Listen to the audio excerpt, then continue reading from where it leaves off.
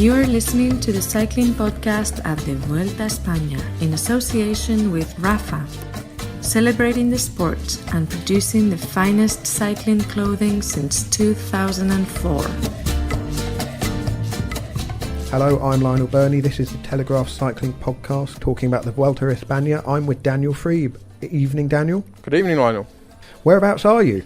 I am perched on top of a castle, almost literally perched on top of a castle, Lionel. Can you believe it? I'm staying tonight in a castle, the Castilla de Maceda, which is close to Ourense, close to where the Vuelta started. Actually, we've done a huge circle, and it seems I'm getting a bit of sort of Stockholm syndrome, and we can't seem to get out of Galicia. Anyway, Daniel Friebe, the king of the castle. I'd expect nothing less. Yeah. It's turning into a bit of a Kafka-esque experience. We just cannot escape this region of Galicia. But I don't particularly want to escape because it's been a fantastic few days here. As I have said on a previous occasion on the podcast, the landscapes have been absolutely sublime, and in fact, the view from the Castillo de Maceda is truly spectacular. But yeah, I think we finally leave tomorrow or the day after tomorrow, Galicia. Anyway. Well, you were supposed to be joined this evening by Richard Moore, but Richard had a bit of trouble with his flight. I think it was delayed a bit today, and that put him behind, and then he was chasing to catch up. He's not made it, so we've had to draft you in at very short notice, so really appreciate that. Don't make it sound like I'm a second choice, Lionel. Third, like I thought. Backup option. No. Anyway, go on. Well, you weren't the plan. This wasn't all sorted out. This wasn't planned on the Google sheet, the Dropbox, was it? We're having to busk it. We're having to make it up on the hoof. But Richard will be there from tomorrow, covering the Vuelta for a week. But let's talk about today's stage 6 to Luintra, 163 kilometres. There was a handy breakaway which shaped the day. A former Tour stage winner, Jan Bakelants, was probably the most likely looking rider in it, but there was also Kevin Reza, Laurent Didier, Andre Zeitz, Matthias Frank, Alberto Lasada and Omar Freile in it, so plenty of horsepower, and they got away, and the peloton didn't show a great deal of interest in chasing them for most of the day, as is the norm, but they were brought back under control, and in the final 20 odd kilometres, Omar Freile of Dimension Data got clear on his own, and he was then chased by Bakelants, Zeit and Frank. By this point the peloton was just over a minute back. Freile was caught, and then at the top of the climb Matthias Frank tried to go it alone, and that was a dangerous looking move because he was 8th in the Tour de France last year, so clearly a good climber, strong rider, but the peloton closed right back in on the descent, and on the final drag the escapees were caught and passed by Danny Moreno and then Simon Yates, and Yates of Orica Bike Exchange passed Moreno, and so there was this situation briefly where Yates was being chased by Moreno, who was being chased by Ben Hermans, but it was the Orica Bike Exchange man who was the strongest, and he held on to win his first Grand Tour stage, and he's certainly his biggest victory, not his first victory, since he returned from that suspension that he was handed earlier in the year. We'll talk about that in a minute. No change overall. Darwin Atapuma is still in red. Gianni Meersman is in the green points jersey. Alexandre Geniez is the king of the mountains, and Atapuma is leading the combined classification, although Valverde will wear the white jersey tomorrow. Couple of abandons today. Miguel Angel Lopez, who won the Tour of Switzerland in June but crashed hard and broke a lot of his teeth on stage 2, packed it in today, not surprisingly, as did Robert Kieselowski, who didn't actually start. He was one of the riders that was involved in a crash at the end of yesterday's stage. Tomorrow's another lumpy one, isn't it? A third category climb in the last 20 kilometres before a descent to the line, so it will be potentially another stage for the breakaway riders. But Daniel, today's stage winner Simon Yates, it was almost like he was proving a point after a lost summer, wasn't it? Well, it did look that way, or you could interpret it that way. I mean, I asked him at the finish line whether he wanted to dedicate the victory to anyone, and he said, well, I want to dedicate to myself because only I know what I've been through. He's not particularly comfortable talking about the doping ban, and unfortunately we do have to call it a doping ban. He was effectively almost cleared by the UCI. I mean, they sort of accepted that the good faith that he showed in the it was asthma medication that he has been taking. Well, he's been taking asthma medication since about 2014, I think, and he usually takes salbutamol, which is allowed up to a certain threshold. On this particular occasion, it was around about the Paris-Nice time. Salbutamol was not quite cutting it in terms of his treatment. He was still suffering quite a lot, so he decided to change medicines, take something else, terbutaline, and that is a substance which does require TUE, and Orica Bike Exchange said at the time that the team doctor had simply forgotten to apply for the TUE. So it does appear that Simon Yates was honest and certainly didn't intend to cheat, but obviously he had to go through the ordeal of effectively being given a doping ban, and he will always be known as having had and having served a doping ban, which is unfortunate. But he's certainly, as you would expect, very keen to move on from that, and I think it will soon fade into the kind of background noise that we always get in cycling. But certainly an incredible performance, or a very impressive performance from him today, but not so impressive when you consider what his brother has also been doing over the last couple of years. It must have been tough for him sitting and being aware, whether he was sitting watching the Tour de France in July or not, I don't know, but it must have been tough knowing that his brother was battling out for a place on the podium in the Tour de France while he was on the sidelines. And so today there was that clinical streak that both the Yates brothers do have. He picked his moment.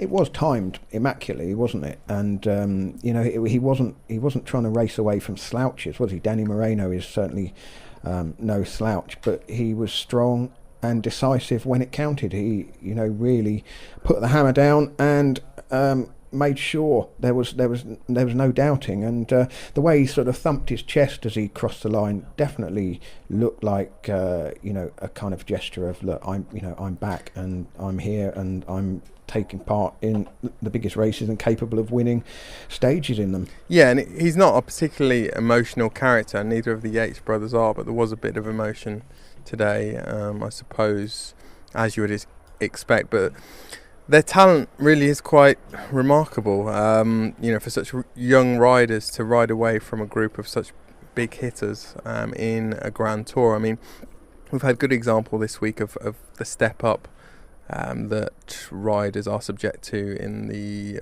in Grand Tours when they ride their first Grand Tour.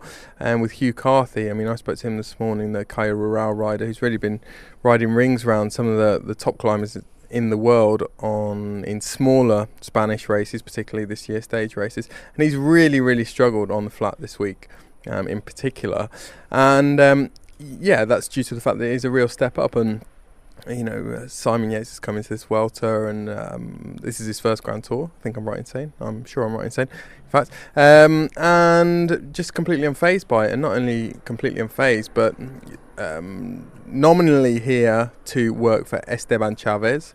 And he's been telling us all week that he wasn't really thinking about stage wins and that he was only here for Chavez, but confident enough in his own ability to get on the radio to his director sportif Neil Stevens 3 kilometres from the finish, or whatever it was, 4 kilometres from the finish, and ask him whether it was okay if he attacked. That was certainly the version we got from them tonight, that Yates was supposedly working for Chavez, but he felt so good that he wanted to give it a go, and and really made Danny Moreno, who's a very talented, quite decorated rider, look very, very ordinary. Just correct you there, Daniel. Not Simon Yates' first Grand Tour, because of course he rode the Tour in 2014 and did a couple of weeks of the Tour de France, got in breaks, and he actually finished the Tour in 2015. But this is, arguably the first chance that Simon Yates has got to ride and really make an impact. I know Adam Yates made a big impact at the Tour de France this year, but the Vuelta isn't quite that same high level, is it? And this is an opportunity for him to really put down some performances that people will take notice of. Just a quick plug for one of our Friends of the Podcast specials from last year, which is still available to listen to if anyone wants to sign up to last year's specials and get, I think it's 11 specials for a £5. Can't say fairer than that. Go and check out thecyclingpodcast.com. But one of the specials we made last year was an interview with Adam and Simon together. I travelled up to Lancashire to meet them, and Daniel, you said that Simon's not a particularly emotional character. It can be difficult within the race situations to get much out of either of them because they're so focused on the racing, and they don't seem to be able to translate, the kind of emotions that must be going through their minds when they're actually racing into words after a stage. But when I sat down with them, they really opened up a bit, and I got a much more of a sort of insight into their character, and certainly the drive that they both have to try and be the best that they can be. So if anyone wants to listen to that, sign up at thecyclingpodcast.com. It will cost you a £5, and there's, I think, 10 other episodes to take a listen to. Daniel, what do you make of Darwin Atapuma? We've seen he's held tremendous red jersey for a few days. I think he's tremendous. Excellent. Yeah, I've spoken to him last couple of days, and he's like a big cartoon character, or very small, diminutive cartoon character. He reminds me a bit of Garfield, with these big kind of doe eyes, these big sort of sleepy eyes. And he tends to, when you interview him, certainly when you're interviewing for TV, he tends to look straight at the camera rather than at the interviewer, which is kind of unique. I'm pleased for him in the sense that he's been through a lot over the last year, and his mum died, I think it was on the eve of the Giro d'Italia last year, and then had that stage in Corvara in the Giro when he was caught pretty much on the line, and he was very, very upset then. He was in tears at the finish line, and he's an odd fit in that team. And just speaking to some of the Max Chandri, one of the directors, and Valerio Piva this week about where he fits in and how he fits in, and I think they're fighting a losing battle with his English. Somehow I can't imagine that he's ever going to be a particularly brilliant communicator in English, but they're slightly frustrated that he hasn't made more progress with his language. So they struggle with that on a daily basis, but he's certainly a very docile character and a very talented rider, and he's kind of the ugly duckling of this golden Colombian generation. The 2010 Tour de l'Avenir, there was Chavez, there was Pantano, there was Atapuma and Quintana, and an ugly duckling only in the sense that he hasn't really had as much attention and as much coverage and as much hype as certainly Quintana and Chavez. Probably not quite as talented either, and also very different, a different beast in a sense. I mean, we tend to lump all the Colombians together, but Atapuma is a bit of an outlier in the sense that he comes from, he's almost comes from Ecuador. I mean, he hails from a place very close to the Ecuadorian border, so quite different, I think, from the others. And I don't think he's going to win the Vuelta a España. He probably is going to hold the red jersey for another couple of days, but he's certainly excited the Colombian fans, and there are a lot of South American immigrants and Colombian immigrants, I think, in this part of Spain, in Galicia. It's kind of quite well known for that, and we've noticed them at the starts and finishes every day. Only a handful, but certainly very passionate and very loud at times. What about the Colombian media? Are they there in numbers at the moment? With obviously 3 riders in the top 5, it's and it was the first Grand Tour ever won by a Colombian rider, wasn't it? The Vuelta, when Luis Herrera won, I think, in 1987. Yeah, there are a couple.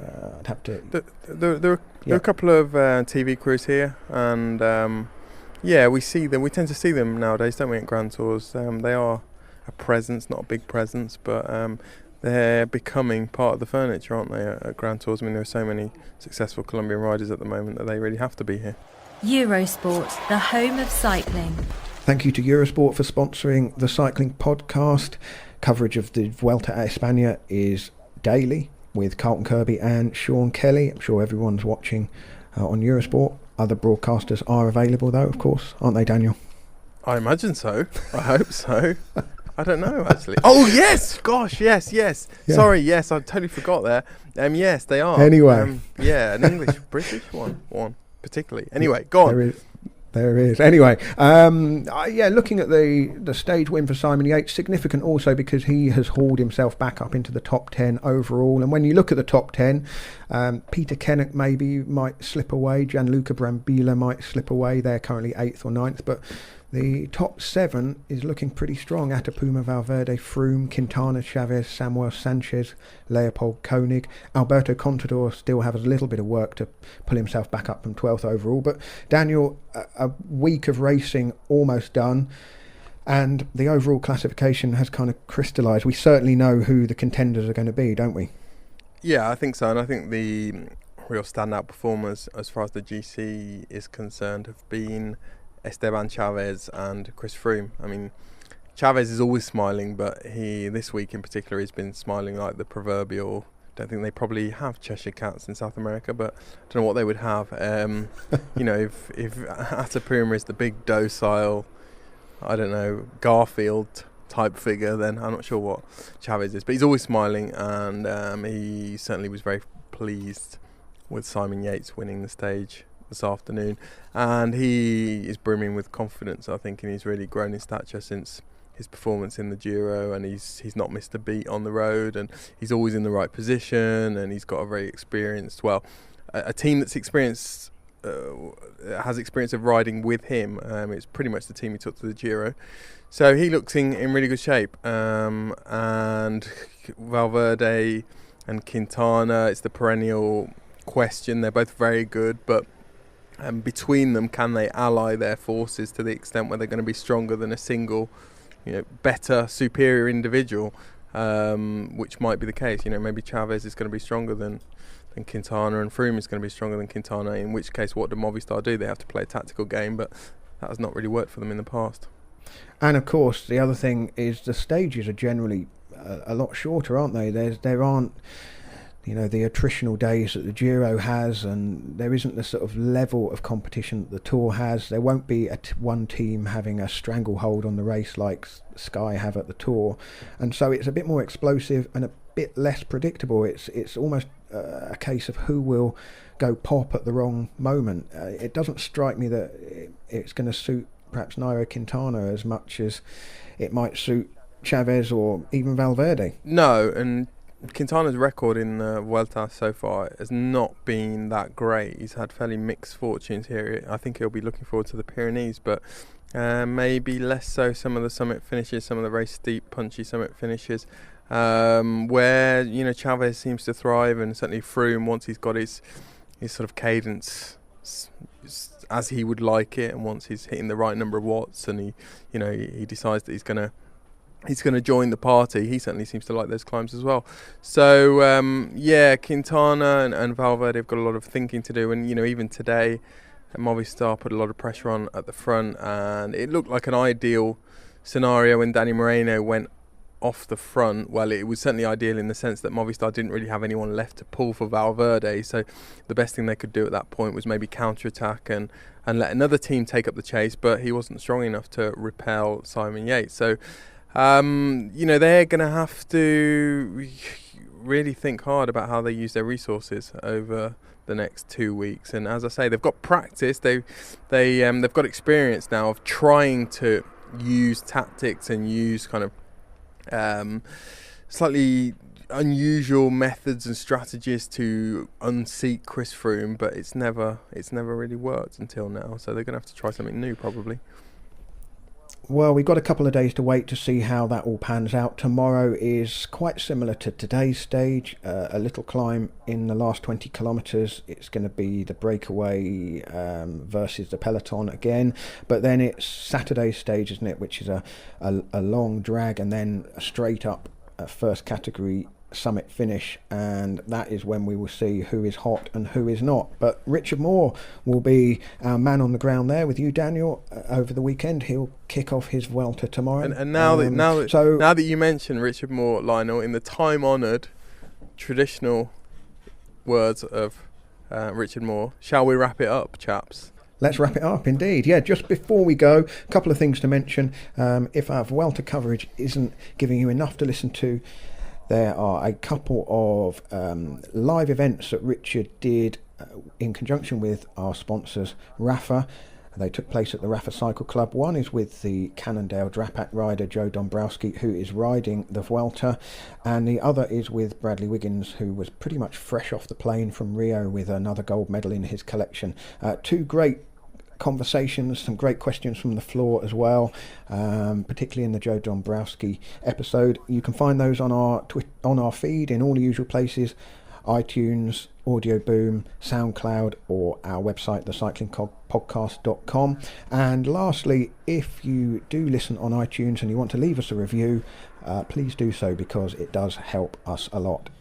So that's it for today. I'm bowing out for a week. I'm heading off over to Spain. I'll join you in a week's time, I think, Daniel. So I'm hoping there's going to be some good seafood in Bilbao when I arrive. Did you enjoy the octopus? Not really my thing, Lionel. I'm much more turf than surf. Well, I know it's getting late over there in Spain. The restaurants do stay open, but I don't want you to miss dinner. So thank you very much and enjoy the rest of the race. I'll see you out in Spain in a week or so. Wish me luck with the buffalo. You don't need luck with the buffalo. You can get on famously. Okay. All right. See you, Lionel. Ciao, ciao. Thanks a lot, Daniel. Bye.